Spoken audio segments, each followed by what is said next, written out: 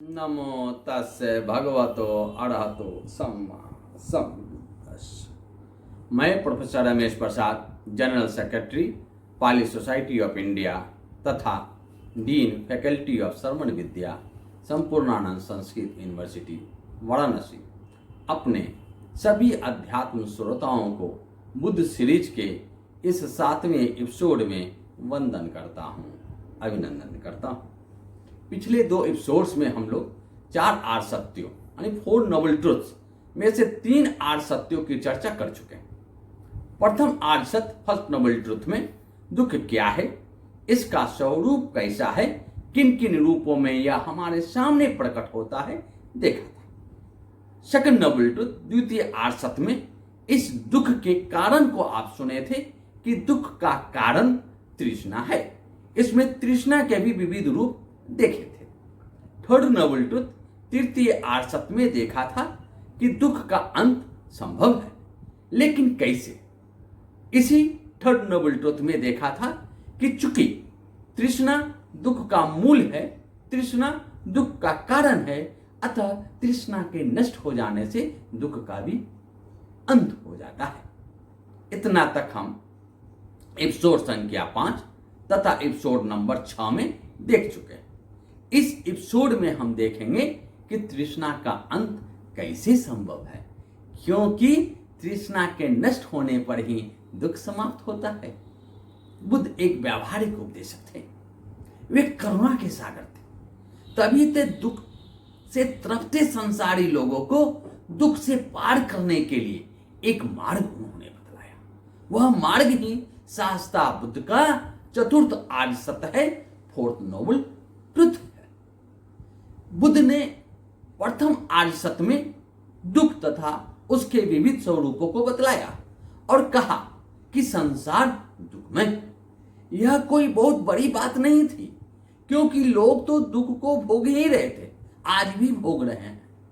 दूसरा आर्य सत्य, second Nobel truth, कि यह दुख अकारण नहीं है, यह दुख अलौकिक देन नहीं है। इस दुख का कारण तो तृष्णा है, जिसे हम उत्पन्न करते हैं, हम पैदा करते हैं। यह तथागत बुद्ध की खोज थी। बुद्ध ने ही सर्वप्रथम विश्व को बतलाया कि दुख का कारण तृष्णा है, इसलिए बुद्ध को विश्व गुरु कहा जाता है। और तृष्णा के समाप्त होते ही दुख का अंत हो जाता है, जो तृतीय आर्य सत्य है, थर्ड नोबल ट्रुथ है। लेकिन तृष्णा का अंत, तृष्णा का विनाश कैसे हो, इसके लिए जो उन्होंने उपाय बतलाया वह तो उनकी अद्भुत खोज थी, जिसके लिए संसार उनका सदैव ऋणी रहेगा। वह खोज है मध्यमा पटिपदा, मिडिल पाथ, मध्यम मार्ग। मिडिल है, मध्य है। इसका अर्थ है कि 2 अंत हैं, 2 एक्सट्रीम्स हैं, 2 अतियां हैं। पहले उन दोनों अंतों, उन दोनों अतियों को देखते हैं, वे क्या हैं और क्यों बुद्ध ने इन दोनों अतियों को सेवन करने से मना किया है। पहला अंत है, फर्स्ट एक्सट्रीम है, कामेषु काम सुखलकानुयोगो, अर्थात इंद्रिय सुखों में लिप्त रहना। जब भी इंद्रिय के संपर्क में उसका विषय आता है और वह विषय अगर अनुकूल होता है तो उसमें आसक्त हो जाते हैं। एक उदाहरण से इसे समझते हैं। चक्षु यानी आंख जब किसी प्रिय रूप को देखता है तो उसमें राग पैदा कर लेता है और उसे देखता जाता है, देखता ही जाता है, उसमें आसक्त हो जाता है। उसी तरह श्रोत यानी कान अनुकूल शब्द पाकर खुशी का अनुभव करने लगता है। यदि कोई आपकी प्रशंसा कर रहा हो तो प्रशंसा सुनकर आप खुश हुए जाते हैं। लेकिन यह सुख तथा खुशी तो क्षणिक है, आज है कल नहीं है। इसलिए इंद्रिय सुख को हीन कहा गया है, निम्न कोटि का सुख बतलाया गया है। ग्राम्य तथा सामान्य लोगों के लिए इसे बतलाया गया है, क्योंकि ऐसे इंद्रिय सुख से आर्य नहीं बन सकते हैं। आर्य, जिसे पाली में अर्य कहा गया है, की चर्चा एपिसोड नंबर 5 में विस्तार से की जा चुकी है। आगे बुद्ध कहते हैं कि यह इंद्रिय सुख व्यर्थ का सुख है, निरर्थक है, यह अनर्थ युक्त है।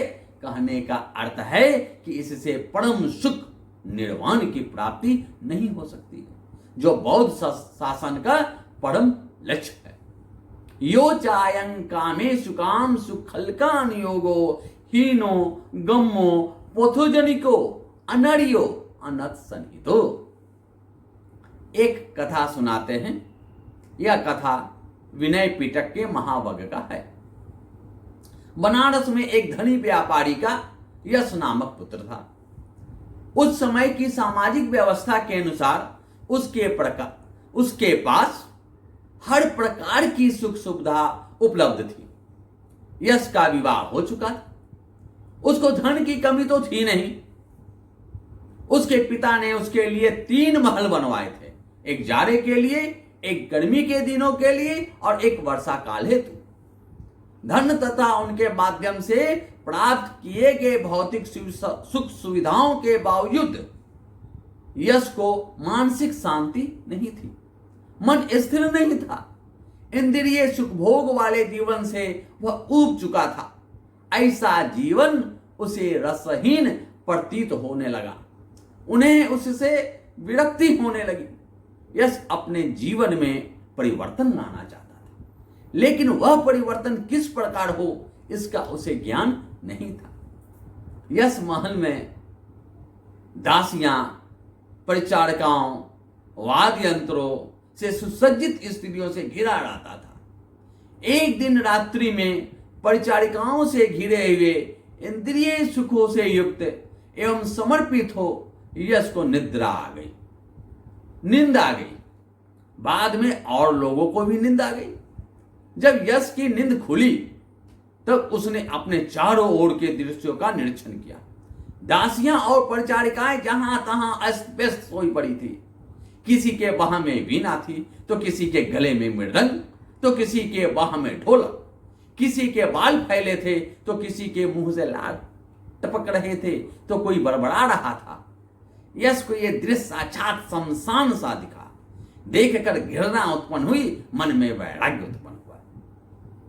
उन दिनों भगवान वाराणसी के ऋषि पतन मृगदाव, आज का सारनाथ, में ही विहार कर रहे थे। यश का वैराग्य उसके महल से ऋषि पतन मृगदाव की ओर ले गया। उस समय भगवान रात्रि के बीतने पर सुबह अर्ली मॉर्निंग उठकर खुले स्थान में टहल रहे थे। भगवान ने दूर से ही यश को आते देखा। देखकर टहलने के स्थान से उतरकर बिछे आसन पर बैठ गए। भगवान बुद्ध के निकट पहुंच यश के मुख से अनायास ही दुख भरी आह निकली। उपदुत्तंग वतभो उपसठंग वतभो, ओहो संतप्त, अहो पीड़ित, हाय रे पीड़ा।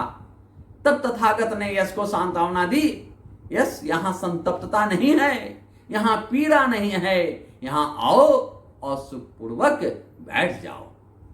जिस प्रकार डूबते को तिनके का सहारा होता है, ठीक उसी तरह यश को बुद्ध के इस वचन से सुखद आश्वासन की अनुभूति हुई। प्रसन्नचित्त हो वह भगवान के निकट बैठ गया। जिस प्रकार किसान खेत में बीज बोने से पहले हल जोतकर भूमि को बीज बोने लायक बनाता है, उसी प्रकार बुद्ध ने यश को स्थिर तथा एकाग्र करने के लिए अनेक तरह की कथाओं द्वारा, जैसे शील कथा, दान कथा, स्वर्ग कथा, काम वासनाओं का दुष्परिणाम, निष्काम कर्म के महत्व आदि कथाओं द्वारा उपदेश किया। जब भगवान ने यश को शांत चित्त, आह्लादित चित्त, प्रसन्न चित्त तथा धर्म के बोध लायक जाना, तब उन्होंने इन्हीं 4 आर्य सत्यों का, जिसकी चर्चा हम लोग एपिसोड नंबर 5 से ही कर रहे हैं, का उपदेश किया। जैसे कालिमा रहित शुद्ध श्वेत वस्त्र पर अच्छी तरह रंग पकड़ता है, उसी प्रकार भगवान का उपदेश सुनकर यश को उसी आसन पर उसी क्षण धर्म चक्षु उत्पन्न हुआ, प्रज्ञा का प्रकाश फैल गया, निर्वाण का साक्षात्कार हो गया। अभी जो आपने यश की कथा सुनी, उससे तो स्पष्ट ही हो जाता है कि अत्यधिक सुख भोग सुख नहीं दे सकता है, वह दुख ही देगा। सम्यक संबुद्ध का यह प्रथम उपदेश आप सुन रहे हैं, जिसे भगवान ने सारनाथ में पंचवर्गीय भिक्षुओं को संबोधित किया था।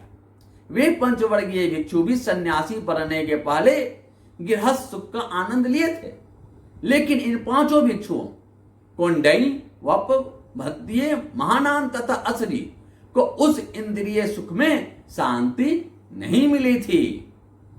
फलतः परम सुख, परम शांति के लिए संन्यास ग्रहण किया। सन्यासी बनने के बाद कठोर तप का आश्रय लिया, जिसे दूसरा अंत, अनदर एक्सट्रीम कहा जाता है। दूसरा अंत है अत्किलमथानुयोग, अर्थात स्वयं को काय क्लेश में लगा देना। जैसे उपवास कर रहे हैं तो महीनों उपवास पर बैठे हैं, गर्मी में शरीर को धूप से तपा रहे हैं तो सर्दी में शरीर को ठंड से, सिर के एक एक बाल को उखाड़ कर शरीर को कष्ट दे रहे हैं तो नंगे शरीर नागा बाबा बनकर शरीर को तपा रहे हैं। ये सब केवल दुखदायक है, इससे सुख शांति नहीं मिल सकती, इससे अर्य आर्य नहीं बन सकते हैं। प्रथम अंत की तरह यह भी अनर्थ युक्त है। इससे भी मनुष्य का जो परम उद्देश्य है, परम लक्ष्य है, जो परम अर्थ है, निर्वाण मोक्ष, उसकी प्राप्ति असंभव है। यो चायन अत्किल मथानुयोगो दुखो अनर्यो अनथ संहितो। यहां शोण की कथा सुनाते हैं जो अंगुत्तर निकाय में आया। एक समय भगवान राजगृह में गिरिधकूट पर्वत पर विहार कर रहे थे। उसी समय आयुष्मान सोण भी राजगृह के शीत वन में विचरण कर रहा था। सोण धनी परिवार से आया था और भिक्षु संघ में शामिल हुआ था। एकांत में कठोर तप करते समय उसके मन में यह विचार आया कि परम ज्ञान की प्राप्ति में अन्य भिक्षुओं से मैं बहुत पीछे हूं, तृष्णाओं से मैं मुक्त नहीं हो पा रहा हूं। मेरे परिवार के पास अकूत धन है, अत्यधिक धन संपदा है और उस धन से वे दान आदि करके पुण्य को अर्जित करते हैं। क्यों न मैं भी संन्यास जीवन को त्याग कर पुनः वापस गृहस्थ जीवन में लौट जाऊं और दान दक्षिणा तथा अन्य तरह से पुण्य का अर्जन करूं। भगवान ने सोण के मन की बात को जानकर गिरिधकूट पर्वत से शीत वन में आयुष्मान सोण के समक्ष प्रकट हुए।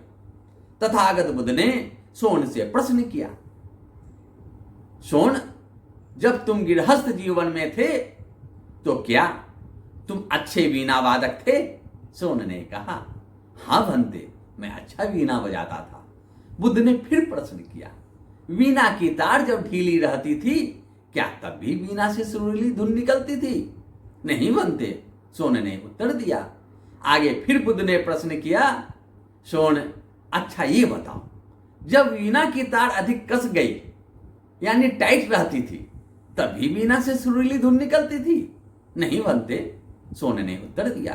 तब बुद्ध ने कहा, जिस तरह वीणा की तार शिथिल अथवा ढीली रहने पर उससे सुरीली धुन नहीं निकल पाती है और साथ ही किसी तार से भी कसी हुई तार से भी यानी टाइट तार से भी वीणा से मधुर आवाज नहीं सुन सकते हैं, ठीक उसी तरह तप में शिथिलता आने से आलस आ जाता है और तप में कठोरता से मन में भटकाव आ जाता है, एकाग्रता भंग हो जाती है। इसलिए हे सुनो, वीणा की तार की तरह अपने मन को मध्य में रखो, स्वयं को न अधिक शिथिल करो और न अत्यधिक कठोर, तभी तुम्हारे अंदर मधुर, मनोरम, अनुपम, अद्वितीय ज्ञान का प्रवाह प्रवाहित होगा। तुम सारी तृष्णाओं को, विकारों को नष्ट करने में समर्थ हो सकोगे। सोण ने मध्यम मार्ग को अपनाया और कुछ ही दिनों में उसे अरहत की प्राप्ति हो गई, परम सुख निर्वाण का साक्षात्कार हो गया। उसके मुख से ये शब्द निकले, क्षीणा जाति उस्तंग ब्रह्मचर्यं कथं करणीयं ना पड़ंग इत्थतायाति। पुनर्जन्म से मैं मुक्त हो गया, ब्रह्मचर्यवास पूरा हो गया, जो करना था सो कर लिया, अब मुझे जीवन में और कुछ करने के लिए शेष नहीं रह गया, मेरा जीवन तो धन्य हो गया, मेरा जीवन धन्य हो गया। अस्तु, अभी हमने इंद्रिय सुख में लिप्त होना, कामेषु काम सुखलिकान योगो तथा काय क्लेश में लगा रहना अतिल मथान योगो, इन दोनों अतियों को देखा। ये दोनों अतियां नदी के दो किनारे के समान हैं, एक दूसरे के बिल्कुल विपरीत होने के कारण ही इन्हें दो अतियां, दो अंत कहा गया है। प्रथम के अनुसार सुख प्राप्ति के लिए काम तृष्णाओं में ही सुख को देखना है, दूसरे के अनुसार काय क्लेश से ज्ञान का साक्षात्कार होना है। भगवान बुद्ध कहते हैं, इन दो अतियों से न तो सुख मिल सकता है और न ही ज्ञान। इसके माध्यम से केवल भ्रमित सुख का ही अनुभव किया जा सकता है। सुगत बुद्ध ने भी बुद्धत्व प्राप्ति के पूर्व दोनों अतियों का सेवन किया था। एक और युवराज गौतम सिद्धार्थ के रूप में उन्होंने इंद्रिय सुख का भोग किया था, तो दूसरी ओर सन्यासी गौतम सिद्धार्थ के रूप में काय क्लेश की साधना भी की थी। लेकिन दोनों ही अवस्थाओं में उन्होंने आत्म पीड़ा का ही अनुभव किया था। इसलिए अपने अनुभव को अभिव्यक्त करते हुए तथागत सम्यक संबुद्ध ने पंचवर्गीय भिक्षुओं को इन दो अतियों का सेवन नहीं करने का उपदेश किया। द्वे में भिक्षुवे अंता पवजिते न सेवितव्य। तथागत बुद्ध अपने उपदेश में केवल गलत धारणाओं का ही निराकरण नहीं करते, बल्कि एक सत्य अवधारणा को भी स्थापित करते हैं। सत्य अवधारणा को बतलाते हैं जिसका अनुकरण कर मंगल हो सके, कल्याण हो सके, हित हो सके, सुख हो सके। वह सत्य अवधारणा क्या है, यह जानने के लिए हम अगले शनिवार को पुनः मिलेंगे। भवतु सर्व मंगलम्।